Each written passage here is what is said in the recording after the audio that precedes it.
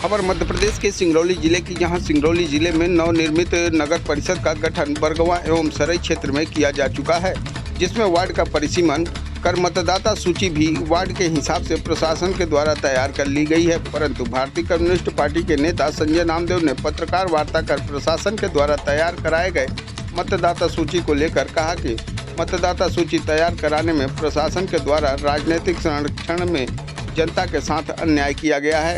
ये रखा गया कभी जो नगर पंचायत बरगवा और सराई का गठन किया। एक तो परिसीमन में इन्होंने काफ़ी अनियमितताएं बरती हैं। जो क्षेत्र है उसको एक एरिया वाइज इनको डिवाइड करके वार्ड बनाने चाहिए थे।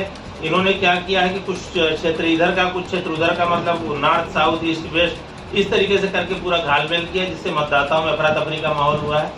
दूसरा जो सबसे बड़ी गलती हुई, इन्होंने जो वोटर लिस्ट बनाई है, वोटर लिस्ट में थोक के भाव 300 400 लोगों के नाम इन्होंने जो है बिना मतदाता की मर्जी के सिर्फ कुछ लोगों के कहने पर इन्होंने दूसरे वार्डों में ट्रांसप्लांट किया है और वहां जबरदस्ती जोड़ा हुआ है।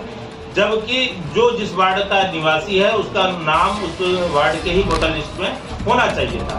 मैं आपके सामने ये प्रमाण रखता हूँ कि मैंने कल कलेक्टर महोदय, जिला निर्वाचन अधिकारी और SDM देवसर जो सहायक जिला निर्वाचन अधिकारी, दोनों को मैंने पत्र जारी करके उनसे कहा है कि आप जो है जिस तरीके से वोटर लिस्ट में घोटाला किया गया, अनियमितता की गई है, कुछ एक सरहंग और जो है कि खास तौर से मैं कहना चाहूँगा उन वार्डों में जिनमें प्रेम अग्रवाल और रानी अग्रवाल का दखल है, खास तौर से 9, 10, 11।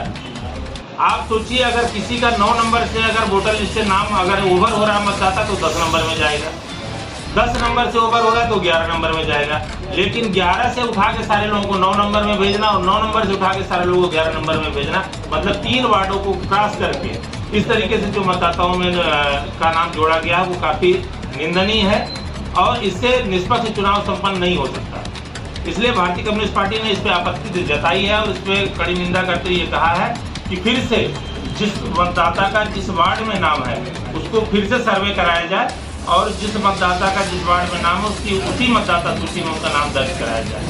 एक बात। दूसरा, जो परिसीमन हुआ है वो सिर्फ एक जगह बैठ के मंगल भवन में बैठ करके इन्होंने तय किया, कभी क्षेत्र में नहीं गए कि वास्तविक किसके घर से किसके घर तक इनका सीमा होना चाहिए, किस वार्ड का कहाँ से कहाँ तक इनका जो है क्राइटेरिया होनी चाहिए, कितना क्षेत्रफल होना चाहिए, कितना घर है, कितनी आबादी। ये सिर्फ पुरानी वोटर लिस्ट को उठा करके एक जगह बैठ करके और इन लोगों ने सर्वे भी डिजाइन कर दिया, नक्शा भी बना दिया और वोटर लिस्ट भी कर दिया। इन तमाम चीज़ों को करने के बाद जब आपत्ति उठी है और इस आपत्ति की सुनवाई के लिए हमने कलेक्टर और SDM दोनों को दिया हुआ है। हमारे साथ हमारे पार्टी के साथी भी हैं और प्लस वार्ड नंबर 10 में 11 के मतदाता, इनके पूरे परिवार का जो है नाम एक बिना किसी इंफॉर्मेशन के, बिना किसी सूचना के काट के वो 9 नंबर में कर दिया गया और 9 नंबर से बाकी लोगों का नाम काट के उनका 11 नंबर में किया गया। उसके परिणाम स्वरूप मैं आपको सबूत दिखाता हूँ। ये देखिए आप, ये थोक के भाव, ये जिनमें हमने ये मार्कर मारे, ये थोक के भाव लोगों का नाम जो है इन्होंने डिलीट किया है और इसमें किया है।